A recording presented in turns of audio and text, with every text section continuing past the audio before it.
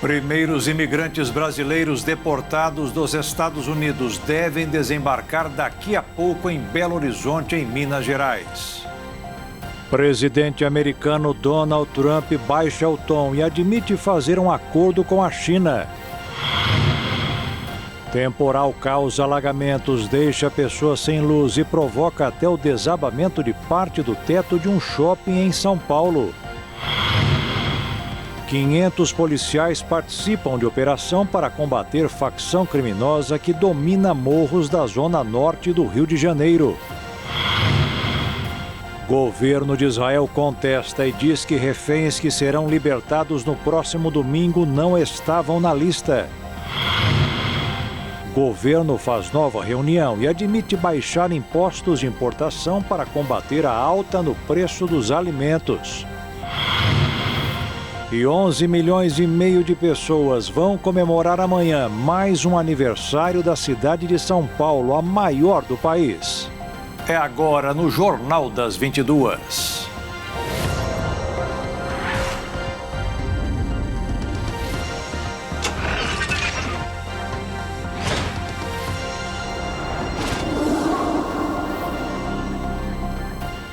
Olá, boa noite. Daqui a pouco, às 22 horas e 30 minutos, chegará ao Brasil o primeiro voo com os primeiros brasileiros deportados dos Estados Unidos pelo governo de Donald Trump. De acordo com o Ministério das Relações Exteriores, o avião deve pousar no Aeroporto Internacional de Belo Horizonte, em Confins, com 88 brasileiros. Este é o primeiro voo da nova era Trump, mas já estava previsto antes mesmo da posse. Apesar de o republicano ter endurecido as medidas anti-imigração, Brasil e Estados Unidos têm um acordo desde 2017 para deportações e ordem para trazer brasileiros de volta hoje partiu do governo anterior. Em 2025, outro voo já trouxe 100 deportados ao Brasil. Neste caso, o avião pousou em Confins no dia 10 de janeiro, após partir de Alexandria, nos Estados Unidos, sob a gestão do então presidente Joe Biden. Em 2024, 17 voos trouxeram mais de 2.100 deportados, superando a marca de 2023, que registrou 14 voos deste tipo, totalizando pouco mais de 1.400 pessoas. O Itamaraty acompanha a situação dos brasileiros nos Estados Unidos. Os consulados brasileiros no país estão acompanhando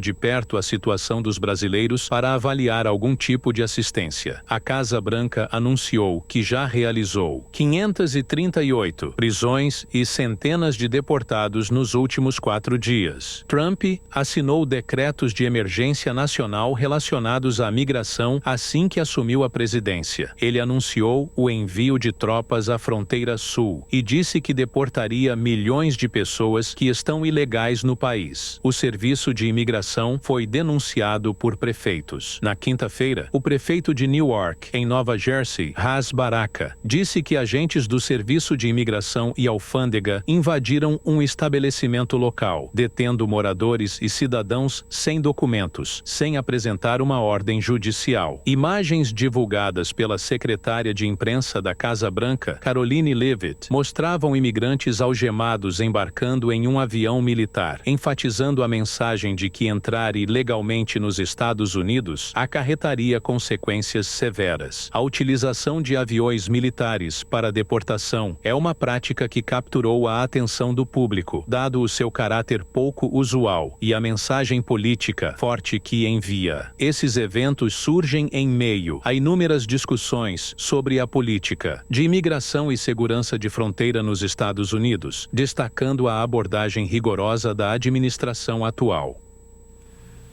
E o presidente dos Estados Unidos, Donald Trump, amenizou o tom em relação à China. No lugar das ameaças de taxar as importações chinesas em até 60%, admitiu hoje a possibilidade de tentar um acordo com o gigante comercial.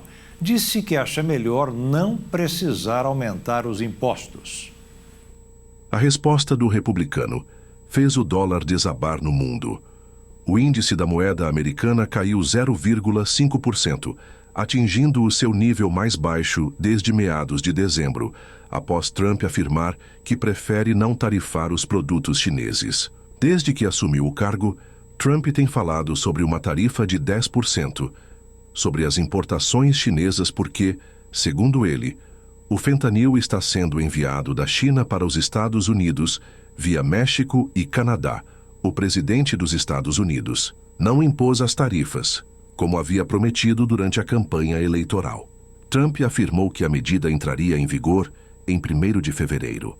Disse que não ia não usar os tributos contra a China, mas chamou as tarifas de um poder tremendo.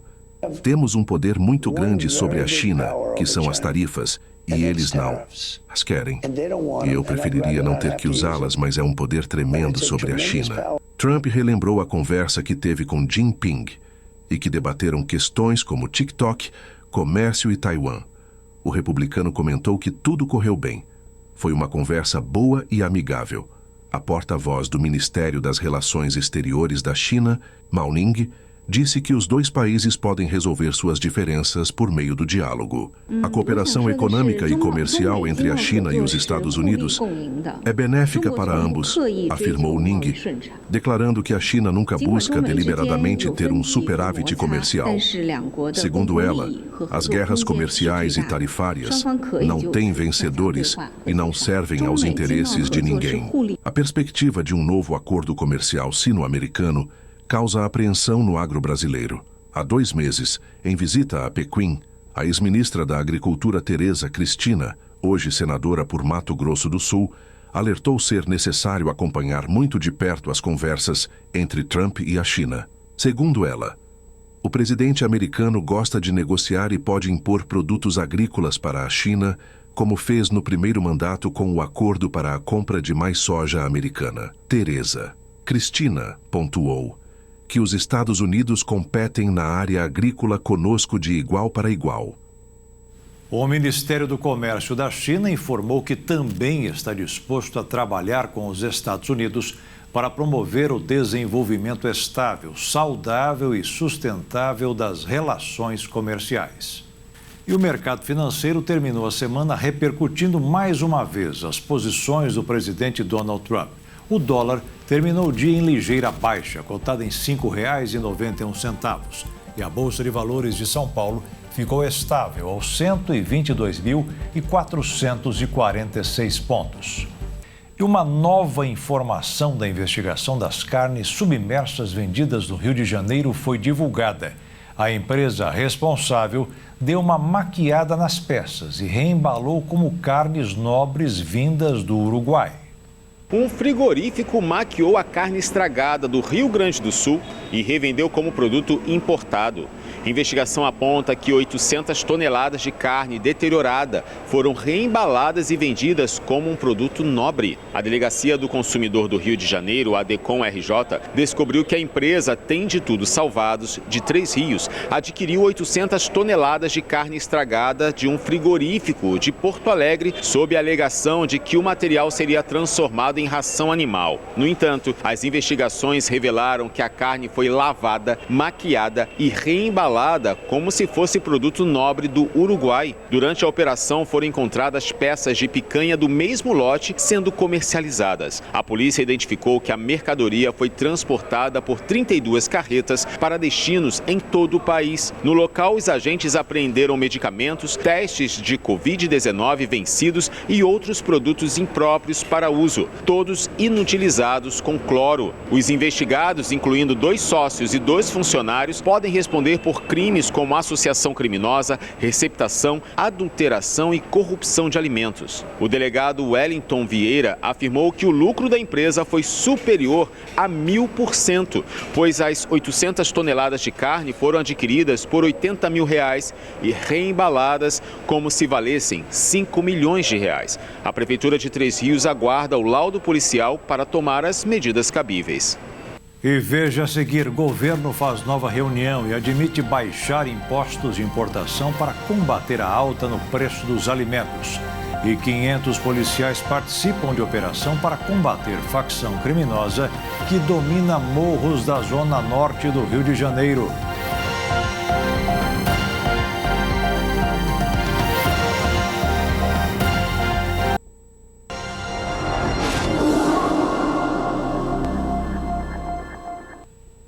O preço dos alimentos entalou na garganta do atual governo, que tenta, a todo custo, encontrar saídas para um problema que incomoda muita gente. Uma das alternativas anunciadas hoje seria baixar o imposto de importação de alguns alimentos. Não se sabe nem quando nem quanto. O presidente Luiz Inácio Lula da Silva convocou uma reunião com os ministros para discutir novas medidas que possam ajudar a reduzir o preço dos alimentos no país. A preocupação com a alta dos preços vem sendo um dos principais desafios do governo desde o início do ano passado. Em março de 2024, o encontro semelhante já havia sido realizado para tratar o tema. A questão continua sendo uma das principais dificuldades enfrentadas pelo governo, principalmente na parte da comunicação, conforme destacou o recém-nomeado ministro da Secretaria de Comunicação Social, Sidônio Palmeira. Nessa semana, o ministro da Casa Civil, Rui Costa, também fez reacender o debate. Após ter afirmado que o governo faria uma intervenção para reduzir os preços dos alimentos, ele precisou esclarecer que não se tratava de controle artificial, mas sim de um conjunto de medidas para conter os custos. Os ministros Rui Costa, Carlos Fávaro, Paulo Teixeira e o secretário de Política Econômica do Ministério da Fazenda, Guilherme Melo, se reuniram no meio desta semana para elaborar propostas que foram apresentadas ao presidente. Rui Costa disse que vai ser feita uma análise dos valores de mercado, levando em consideração o cenário doméstico e internacional, para que possa, se possível, reduzir as alíquotas de importação, permitindo que os alimentos sejam vendidos por um preço igual ou abaixo do mercado externo. Em coletiva de imprensa, o ministro disse que vai dialogar com o mercado. Vamos chamar mais uma vez a rede de supermercados. Vamos chamar os frigoríficos grandes para conversar, os frigoríficos pequenos e médios, dialogando, portanto, com o mercado, que é onde o preço se realiza, nas medidas que a gente pode se somar, o mercado mais medidas institucionais de estímulos para a produção. Segundo o governo, os fatores que contribuíram para o encarecimento dos alimentos incluem eventos climáticos que prejudicaram a produção agrícola, além da valorização do dólar nos últimos meses, que impacta diretamente os preços dos produtos brasileiros, especialmente bens essenciais e itens que dependem de insumos importados como alimentos, combustíveis e eletrônicos. Na primeira reunião ministerial do ano na Granja do Torto, Lula falou sobre a necessidade de ações para conter a alta dos preços dos alimentos, apontando a questão como prioridade do governo. Segundo o IPCA 15, indicador que é a prévia da inflação oficial do Brasil, houve uma desaceleração em janeiro, atingindo 0,11%. No mês anterior, em dezembro, o índice havia registrado alta de 0,34%. O indicador serve como referência para o cumprimento das metas estabelecidas pelo Banco Central. Os analistas do mercado financeiro previam uma leve deflação de 0,02%. As estimativas variavam entre uma queda de 0,10% e um avanço de até 0,5%. Com esse novo desempenho, a inflação acumulada pelo IPCA 15 nos últimos 12 meses chegou a 4,5%, enquanto no período até dezembro o acumulado era de 4,71%. A expectativa de recuo estava relacionada ao alívio temporário nas tarifas de energia elétrica devido ao desconto do bônus de Itaipu aplicado neste mês. Entre os 9 grupos de produtos e serviços analisados, 8 registraram aumento em janeiro. O setor de alimentação e bebidas apresentou a maior alta, com variação de pouco mais de 1%. O Banco Central alterou a metodologia de acompanhamento, adotando um regime de meta contínua, deixando de considerar o período de janeiro a dezembro. Para 2025, o centro da meta de inflação é de 3%, com um intervalo de tolerância entre 1,5% e 4,5%. Com a nova abordagem, o objetivo será considerado descumprido caso a inflação acumulada permaneça por 6 meses consecutivos fora da faixa de tolerância. O ministro Rui Costa também deu uma sugestão aos consumidores para que deixem de comprar produtos que estão muito caros. E deu o exemplo da laranja, que pode ser trocada por outra fruta em um momento de alta. E os investidores estão perdendo o entusiasmo com um ramo de negócios que sempre pareceu lucrativo, o da produção de medicamentos para combater a obesidade. Mesmo com tantas pessoas acima do peso, tem muita gente descendo desta balança. Após um teste decepcionante de um novo medicamento da Novo Nordisk, no mês passado, e números de vendas abaixo do esperado, da Eli Lilly por 2 trimestres consecutivos, as ações de ambas caíram de máximas históricas. Alguns dos investidores também não estão convencidos de que o mercado valerá mais de 100 bilhões de dólares até o final da década, como prevêem os analistas. O resultado, por enquanto, é que a Novo Nordisk não é mais a empresa mais valiosa da Europa.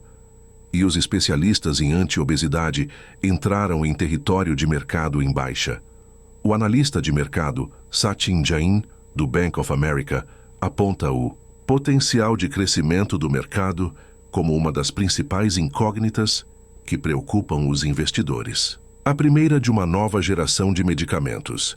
GLP-1 foi aprovada para perda de peso nos Estados Unidos em 2021. Mas a falta de capacidade de fabricação significa que a demanda superou a oferta desde o início. Isso tornou o tamanho do mercado e seu potencial de crescimento muito mais difíceis de avaliar. Mesmo assim, uma infinidade de biotechs surgiu ao redor do mundo para tentar competir com os dois grandes players. Elas esperam ser capazes de projetar tratamentos que sejam mais fáceis de fabricar, mais convenientes de administrar. As opções atuais devem ser injetadas e tenham menos efeitos colaterais, sendo os mais comuns náuseas e diarreia. Investidores privados recentemente apoiaram biotechs com rodadas de financiamento excepcionalmente grandes. A Verdiva Bio e Kailera Therapeutics arrecadaram mais de 400 milhões de dólares cada, enquanto a Metsera, que entrou com pedido de IPO, garantiu 215 milhões de dólares em novembro.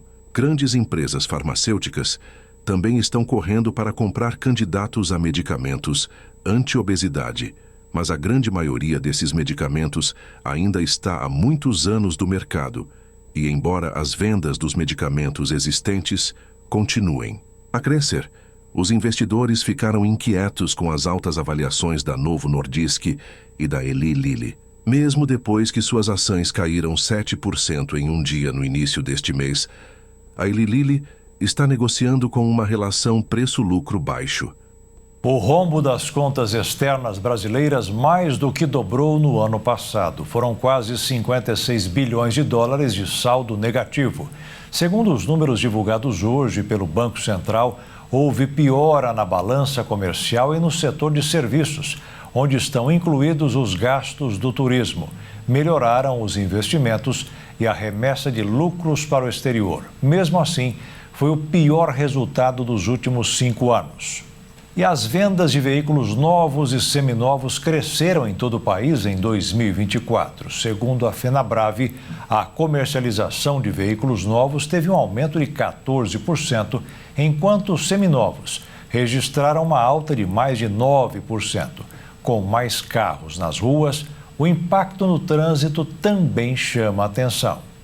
As vendas de veículos novos e seminovos aumentaram em todo o país. Segundo dados da FenaBrave, Federação Nacional da Distribuição de Veículos Automotores, o aumento na revenda de veículos é de 9,23% em comparação com 2023. Nesta revendedora de veículos, alguns modelos são mais procurados. O SUV hoje ele está dominando, porque o SUV ele atende o pai de família, ele atende muito a mulher, né? Que quer procura a questão do SUV seria muito, ele oferece muita segurança, né? Em função do carro, ser um carro alto, um carro mais forte.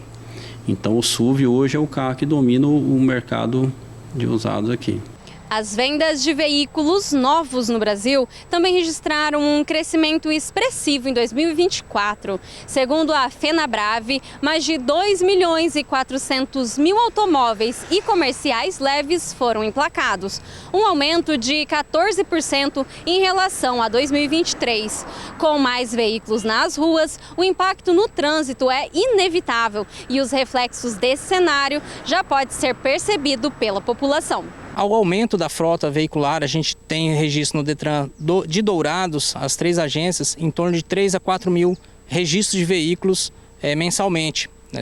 Veículos novos e transferência de propriedade, inclusive de outras unidades da federação que vêm para Dourados.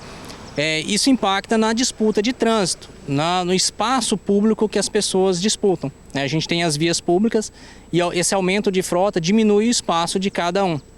Além do aumento da quantidade de carros registrados em Dourados, a cidade também recebe veículos de outros municípios, o que exige muita atenção e respeito dos condutores para evitar acidentes. Infelizmente, é uma luta diária dos agentes de trânsito para reduzir esses números de sinistros. A gente tem, infelizmente, altos números de sinistros, inclusive com mortes e lesões graves, né? Também resultado dessa superfrota que Dourados recebe também de cidades vizinhas de toda a região, condutores, e aí isso vai impactar no nosso sistema de saúde.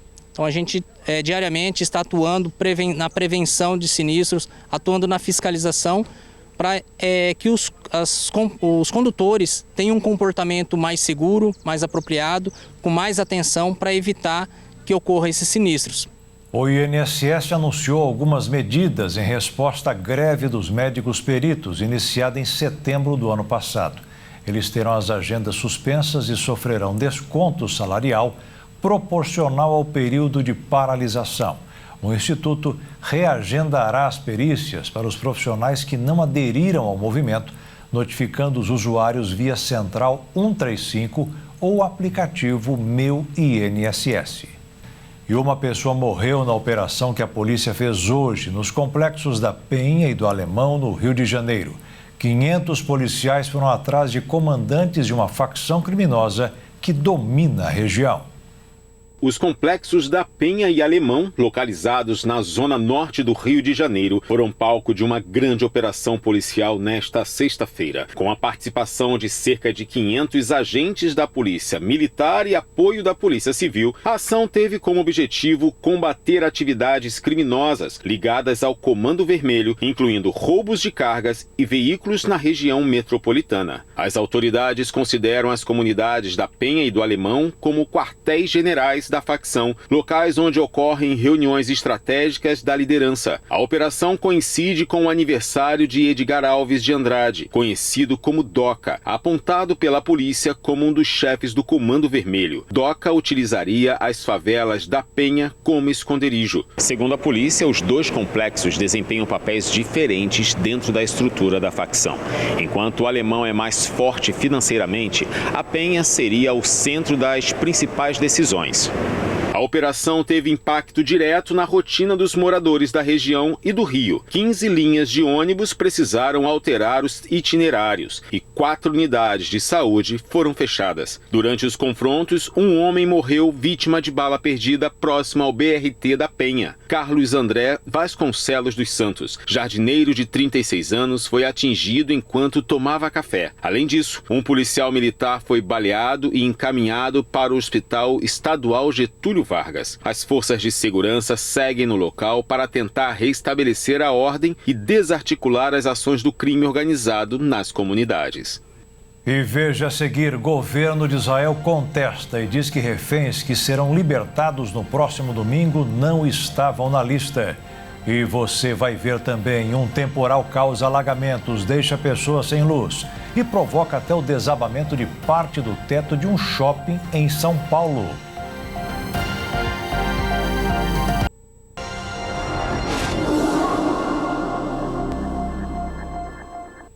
A capital paulista entrou em alerta para alagamentos em todas as regiões da cidade na tarde de hoje. A Defesa Civil mandou uma mensagem de texto para a população paulista com um alerta da tempestade.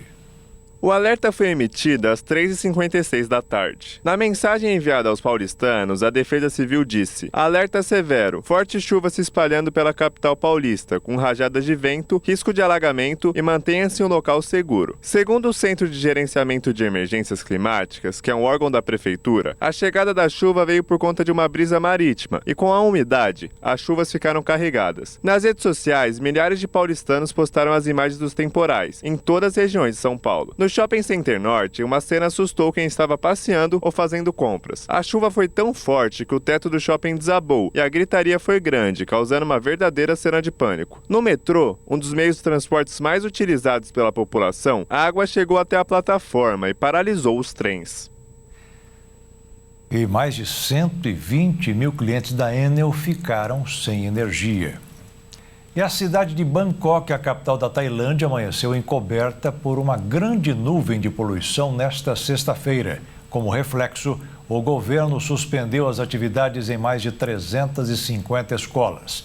Considerada a quinta cidade mais poluída do mundo, o ar contém partículas que podem entrar na corrente sanguínea pelos pulmões. Segundo o Ministério da Saúde, milhões de pessoas já ficaram doentes ou com dificuldades respiratórias por esse motivo. As autoridades aconselharam as pessoas a trabalhar em casa ou pelo menos usarem máscaras.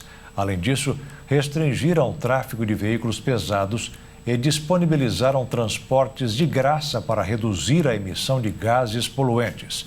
A capital tailandesa frequentemente enfrenta esse problema, principalmente durante o inverno, quando o ar frio dificulta a circulação do ar. E as redes sociais dos presidentes Luiz Inácio Lula da Silva e do ex-presidente Jair Bolsonaro passaram por alterações. Uma foi agredida e outra sofreu alterações exatamente para não dar margem aos adversários. O perfil do ex-presidente Jair Bolsonaro na rede social X, antigo Twitter, foi invadido. As publicações suspeitas que foram feitas na conta já foram removidas. Segundo Carlos Bolsonaro, filho do ex-presidente vereador pelo Rio de Janeiro, a invasão ocorreu por volta das 11 da noite, pouco tempo após uma postagem divulgar uma criptomoeda. Em sua declaração, ele afirmou que a conta foi invadida e roubada e que medidas para recuperá-la já haviam sido iniciadas. Jair Bolsonaro tem atualmente mais de 13 milhões de seguidores na plataforma. Uma das postagens feitas pelos invasores trazia uma imagem de Bolsonaro ao lado de Donald Trump, presidente dos Estados Unidos. O episódio ocorreu poucos dias após Trump anunciar o lançamento de uma criptomoeda associada ao seu nome, classificada como memecoin, inspirada em memes da internet, que devido ao alto volume de negociações, pode ter sua valorização ampliada. Já no governo, a conta oficial do presidente Luiz Inácio Lula da Silva no Instagram passou a ser gerida pela equipe do novo ministro da Secretaria de Comunicação Social, Sidônio Palmeira. A mudança marca o encerramento de uma disputa interna que vinha ocorrendo desde o início do governo e indica uma nova abordagem na comunicação digital do presidente. Das publicações atuais, já é possível perceber que a estética já mostra sinais de uma abordagem mais descontraída e informal, tentando mostrar a nova fase da comunicação presidencial. Para Sidônia, a comunicação presidencial vai passar por mudanças para criar um maior engajamento e interação com a população. Segundo ele, Lula deseja se comunicar de forma mais direta, mostrando suas ações e explicando as iniciativas do governo. A gestão das redes sociais de Lula vinha sendo um motivo de impasse dentro do governo. Até então, a gestão era dividida entre o fotógrafo oficial do presidente e a primeira-dama Janja da Silva. Anteriormente, as postagens uniam agendas oficiais com conteúdos mais informais, mostrando o cotidiano presidencial na Granja do Torto no Palácio da Alvorada. Com a nova configuração, a equipe de Sidônio Palmeira assumiu o comando total das postagens com o objetivo de criar uma linha de comunicação mais estruturada e planejada. Apesar das mudanças, aliados do ministro garantem que não há intenção de afastar membros da equipe anterior. Além das redes sociais, a comunicação também pretende levar Lula às ruas para mostrar obras e iniciativas em diferentes regiões do país. 47 milhões de trabalhadores brasileiros estão na informalidade ou devendo impostos. Foi por isso que, segundo o IBGE, a notícia da ampliação da fiscalização dos valores informados ao fisco gerou temor dos microempreendedores que devem à Receita. Depois que a Receita Federal informou que o valor informado ao fisco seria ampliado, surgiu uma onda de fake news sobre uma suposta taxação do Pix. Isso gerou uma tensão entre os trabalhadores, principalmente os que atuam na modalidade informal. Um dos principais motivos dessa tensão foi o alto número de microempreendedores devendo impostos aos estados e municípios. O secretário da Receita Federal informou que o motivo da ampliação não foi de multar os pequenos empreendedores. De acordo com o analista da LCA Consultores, a fiscalização das movimentações financeiras dos contribuintes faz todo sentido para o governo, pois há metas para as contas públicas que ele precisa atingir. Para 2025, por exemplo, o objetivo é zerar o rombo fiscal. O órgão possui há décadas informações sobre as transações financeiras dos contribuintes que operavam com grandes bancos, que nos últimos anos têm se concentrado principalmente no Pix. O chefe da Receita Federal explicou que o órgão está atrás na realidade, de pessoas que tentaram ocultar a origem ilícitas do dinheiro movimentado, que muitas vezes tem origem, de crimes como lavagem de dinheiro e ligação com o crime organizado. Hoje no Brasil, cerca de 38% da população ocupada é formada por trabalhadores informais. O INSS alertou que muitos segurados estão entrando em contato por canais não oficiais do Instituto e caindo em fake news sobre o concurso público previsto para 2025.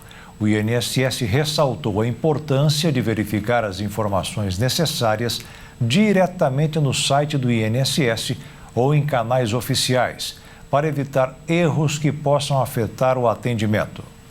O Hamas divulgou os nomes de 4 mulheres militares de Israel que serão libertadas no sábado. Pelos termos do acordo, espera-se que Israel liberte cerca de 200 palestinos detidos em prisões israelenses em troca das 4 mulheres. O Hamas diz na sexta-feira que libertaria 4 mulheres soldados israelenses, mantidas reféns desde 7 de outubro de 2023, em uma segunda troca no âmbito de um acordo de cessar-fogo que interrompeu a guerra em Gaza.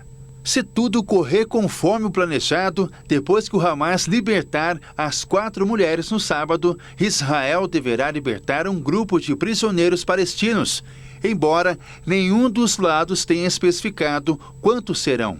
A troca faz parte de um acordo de cessar-fogo entre Israel e o Hamas na Guerra de Gaza, que entrou em vigor no domingo e resultou na libertação de 3 mulheres reféns e 90 prisioneiros palestinos.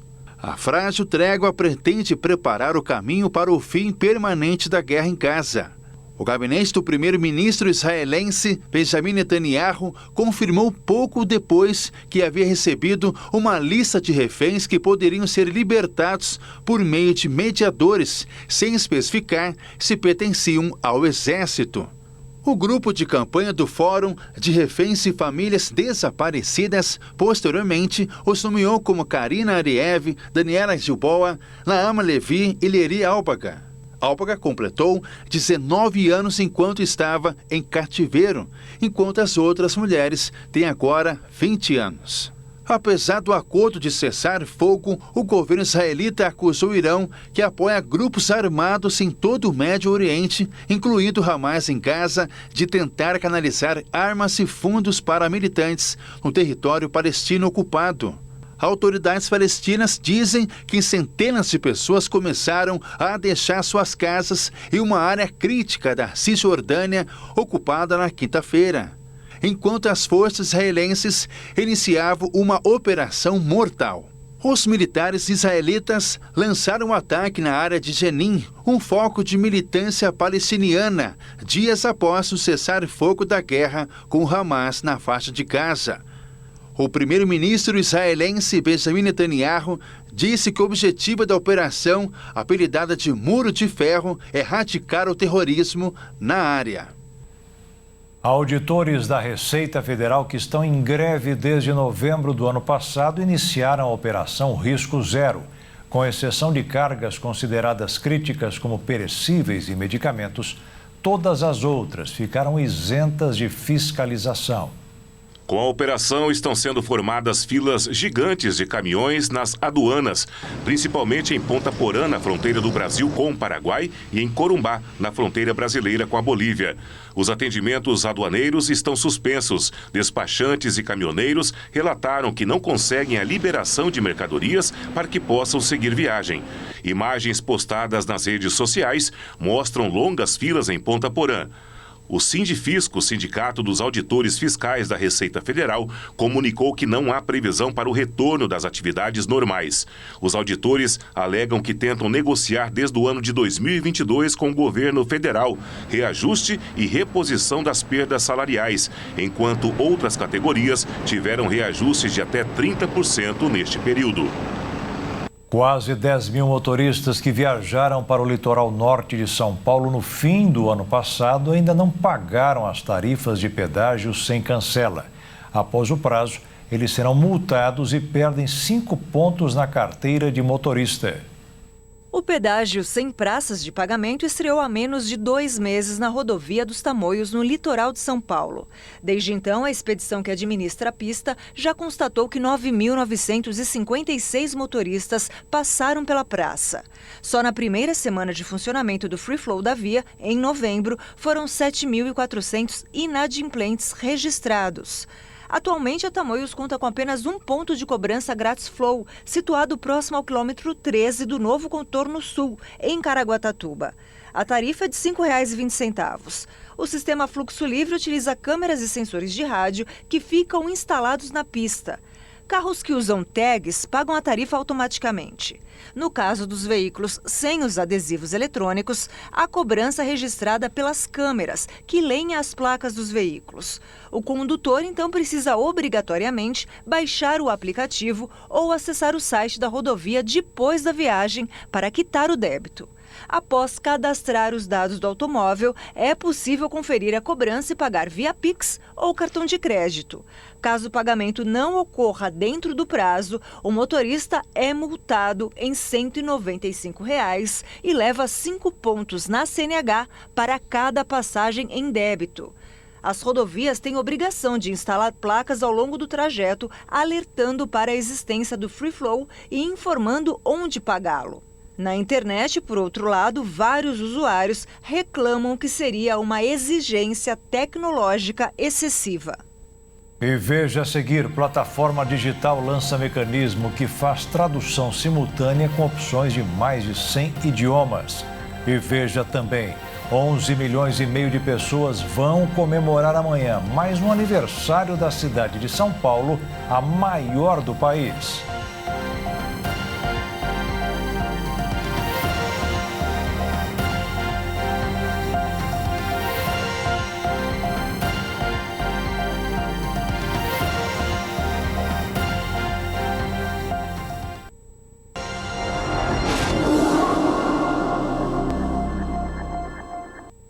A plataforma de tecnologia Meta dos Estados Unidos apresentou uma novidade, um dispositivo de tradução simultânea desenvolvido com inteligência artificial e que é capaz de fazer qualquer pessoa entender mais de 100 idiomas. O sistema de inteligência artificial desenvolvido pelo grupo de pesquisadores da Meta, empresa que administra o Facebook, Instagram e WhatsApp, é capaz de traduzir quase que de forma instantânea comunicações por voz ou texto em até 101 idiomas. A nova tecnologia que animou os pesquisadores foi criada através de métodos inéditos de pesquisas tecnológicas. Todo o processo foi publicado na revista focada em divulgação científica Nature. O modelo de treinamento utilizado para preparar a ferramenta também foi desenvolvido pela Meta e se baseia na análise de grandes bases de dados. Durante a criação da tecnologia foram usadas ao todo mais de 4,5 milhões de horas de gravação em diversas línguas para treinar a ferramenta, o equivalente a 513 anos. Segundo o artigo no qual a pesquisa foi publicada, o ganho de agilidade se deve à abordagem de ponta a ponta do modelo, onde, por exemplo, o inglês falado é traduzido diretamente para o alemão falado, sem a necessidade de transcrição e tradução do texto escrito, como geralmente ocorre em aplicações mais populares, como, por exemplo, o Google Tradutor. Para os responsáveis pelo estudo, desenvolver sistemas multilingües pode levar a um desempenho ainda maior, alcançando até mesmo idiomas com menos dados disponíveis, o que pode facilitar o processo de comunicação em todos os locais do planeta. As inscrições gratuitas para o ProUni estão abertas até a próxima terça-feira pelo Portal Único de Acesso ao Ensino Superior. Nesta edição, serão ofertadas mais de 300 mil bolsas para aqueles que realizaram o Enem em 2023 ou 2024 e tiraram no mínimo 450 pontos na prova. O programa oferece bolsas de 100% ou 50% sobre o valor da mensalidade dos cursos de graduação. E a Polícia de São Paulo investiga crimes de desobediência em serviços de mototáxi na capital paulista. De acordo com a Prefeitura Municipal, a cidade gasta 35 milhões de reais com vítimas de acidentes de moto. A Polícia Civil de São Paulo instaurou um inquérito para investigar possíveis crimes de desobediência, praticados pelas empresas de transporte por aplicativo 99 e Uber, que passaram a oferecer o serviço de mototáxi na capital paulista. Ao pedir a instauração de um inquérito policial, a Prefeitura também solicitou a inclusão da Uber na mesma investigação, já que a empresa também passou a disponibilizar o serviço.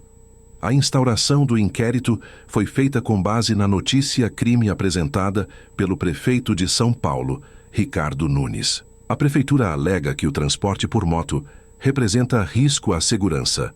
Um decreto municipal proíbe o serviço de mototáxi desde 2023. No entanto, as duas empresas alegam que estão respaldadas por uma legislação federal e um entendimento do Supremo Tribunal Federal. O prefeito disse que a ideia é responsabilizar os donos das empresas por acidentes, lesões e mortes causados por esse tipo de serviço prestado na capital paulista. A 99 disse que ainda não foi notificada, mas reforçou que nenhum crime foi cometido e a denúncia não possui qualquer fundamento, e que o pedido realizado pela Prefeitura é uma cortina de fumaça para não discutir o fato de que a 99 Moto é permitida pela legislação brasileira na cidade de São Paulo. O filho de Elísia Samúdio, assassinado a mando do ex-goleiro Bruno do Botafogo do Rio de Janeiro, está em uma fase de tentar superar o drama familiar. Ele hoje é goleiro da base do mesmo time onde jogava o responsável pela morte da sua mãe. Bruno Samúdio era morador de Campo Grande, onde vivia com a avó materna, em Anhanduí. Começou a treinar muito cedo na posição de goleiro, almejando seguir carreira no futebol. Sempre muito dedicado nos treinos e focado nos seus objetivos. Hoje está no Rio de Janeiro, fazendo o que gosta. Bruninho vem se destacando na posição e chamando a atenção de grandes times do país, como o Atlético Paranaense, onde já atuou, e agora está jogando pelo Botafogo Sub-14, onde também é destaque do time. Graças a Deus a carreira tá boa, tô conseguindo ter destaque em algumas das competições pelo Botafogo. Fui destaque de algumas competições também pelo Atlético Paranaense, no ano passado pelo Sub-14. Eu tô treinando bastante, o jogador não pode ficar parado, né? Tem que sempre estar treinando, buscando evoluir. Não pode nunca desistir de treinar e jogar alguma coisa assim. Bruninho agora está se preparando já pensando no futuro, ou seja, defender a seleção brasileira Sub-15 e as competições que irá participar com o Botafogo nesta temporada. Se Deus quiser, vai ser um ano de conquista, onde eu posso ter destaque de muitos campeonatos, ganhar título pelo Botafogo, ter uma boa passagem pelo Botafogo esse ano. Pelos treinos que eu venho fazendo, pela minha dedicação diariamente, acho que, graças a Deus, está podendo ter um retorno assim. Para chegar e ficar em alto nível, além do talento, Bruno procurou uma academia de goleiros profissional que cuida dos seus treinos. O Bruninho é um dos atletas aí mais dedicados da nossa turma, treina manhã e tarde, né? Agora tá aí quase há 20 dias em Campo Grande comigo, a gente tá nessa expectativa aí da seleção brasileira, né? O Botafogo tá de férias, então a Sônia comunicou, vamos fazer treinamento, vamos preparar ele para chegar, né, inteiro lá já, e treinamento manhã, tarde, academia, campo, né? Estamos fazendo uma programação de treino bem intensa, ele não nega treino, tá cansado e vamos embora trabalhar. Teve dias aí que eu quis dar folga para ele, Bruninho, ontem foi 2 períodos, hoje vamos fazer uma folga pela manhã, ele não, Telão, quero treinar, então assim, muito dedicado mesmo. Nessa parte a gente não tem que contestar, o Bruninho é um atleta muito dedicado, gosta de treinar mesmo. Seu primeiro treinador, quando tudo começou, pontuou o início da carreira de Bruninho em uma escolinha aqui de Campo Grande. Para nós é uma satisfação muito grande, né? A gente lembra agora de como ele chegou com a gente, né, no final de 2018, e hoje estamos em 2024, todo esse processo que ele passou, né, desde o primeiro treinamento até o dia de hoje, que ainda é só o começo da carreira dele, que ainda vai estar por vir, mas é uma felicidade muito grande e a gente fica muito orgulhoso de todo o processo ocorrido aí.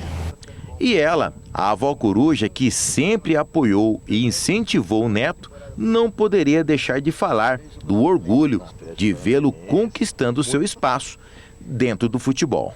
Para mim é uma tremenda satisfação, fico muito feliz pelo desenvolvimento que ele tem tido nesse tempo, né? Mas isso não foi sozinho, né? Teve aí o acompanhamento dos professores, dos treinadores e principalmente dele. E aquela coisa, ele gosta de treinar. Tomara que ele consiga aí chegar ao sonho dele, que é uma seleção brasileira, que ele consiga, daqui mais uns 2 anos, aí tá no profissional do Botafogo, jogando pelo Botafogo, assim, numa performance boa, né? Parabéns ao Bruninho, tomara que dê tudo certo na vida dele. Apenas uma correção. Eu disse agora há pouco que o pai dele, o goleiro Bruno, jogava no Botafogo, mas não. Ele ficou muito famoso e fez grandes lances no Flamengo. E o maior iceberg do mundo, com a área 2 vezes maior que a cidade de São Paulo, está cada vez mais perto de uma ilha britânica e pode provocar a morte de dezenas de focas e pinguins. O iceberg, conhecido como a 23, é um dos maiores e mais antigos do mundo. Atualmente, pesa quase 1 trilhão de toneladas e sua área é de 3.500 quilômetros, o equivalente ao dobro do tamanho da cidade de São Paulo. O gigante de gelo se desprendeu em 1986 e ficou preso no fundo do mar por mais de 30 anos. Recentemente, o iceberg se desprendeu quando começou sua lenta migração para o norte da Antártida, rumo à Geórgia do Sul, uma ilha britânica próxima à Argentina. O grande perigo é que, ao derreter, seus imensos fragmentos deverão ficar durante vários anos como verdadeiras cidades flutuantes navegando sem controle ao redor da ilha, similar a uma grande muralha. Isso prejudicaria não apenas os habitantes locais, mas também os animais como focas, pinguins, elefantes marinhos que seriam impedidos de acessar os locais de alimentação nos oceanos. Mas esse não é o único problema. Ao derreter, o gigante de gelo libera substâncias capazes de alterar a química do oceano. Os cientistas acreditam que é improvável que o A23 tenha surgido devido às mudanças climáticas, considerando o tempo que ele está à deriva, muitos anos antes do aumento das temperaturas. Mesmo assim, os icebergs gigantes farão parte do nosso futuro. O presidente Lula assinou na tarde desta sexta-feira uma carta de apoio à candidatura das cidades do Rio e de Niterói para sediarem em 2031 os Jogos Pan-Americanos. No documento, o presidente relembrou que o Brasil recebeu os Jogos Olímpicos de 2016 e disse que o evento deu protagonismo ao país no cenário mundial de grandes acontecimentos esportivos. E amanhã, 25 de janeiro, é feriado na capital paulista. A cidade completa 471 anos, com 12 milhões de habitantes. A São Paulo aniversariante é construída não só por paulistanos, mas também por quem vem de fora. No dia 25 de janeiro, a metrópole, que já é a casa de mais de 12 milhões de habitantes, sendo a mais populosa do Brasil, segundo pesquisa da Fundação Sistema Estadual de Análise de Dados Estatísticos, SEAD, completa 471 anos neste sábado. Com habitantes de mais de 70 nacionalidades diferentes, é um dos lugares mais diversificados do Brasil. O município foi fundado em 1554, após a construção de um colégio jesuíta realizada por 12 padres. Durante esses quase 500 anos, São Paulo vem colecionando momentos históricos para o país, como a Revolução Constitucionalista de 1932, as diretas já na Praça da Sé, as manifestações de junho de 2013, onde o movimento Passe Livre, no qual manifestantes lutavam contra o aumento das tarifas do transporte público, que haviam subido de R$ 3 para R$ 3,20.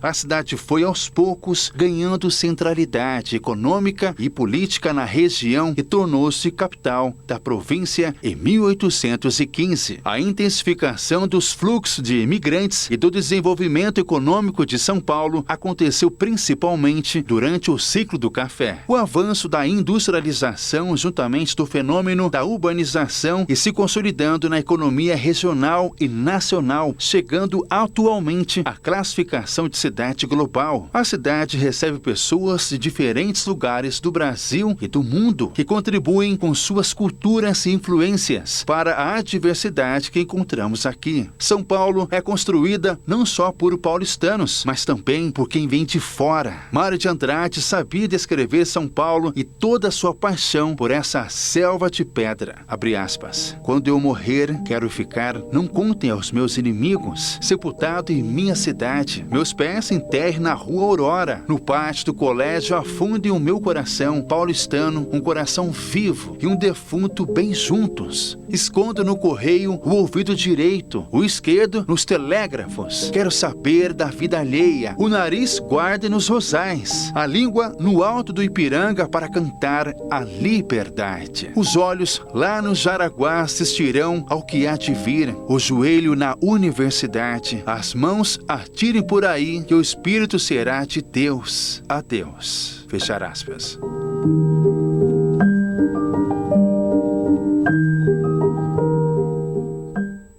E o Jornal das 22 termina aqui. Uma boa noite para você, aproveite bem o final de semana e fique na paz.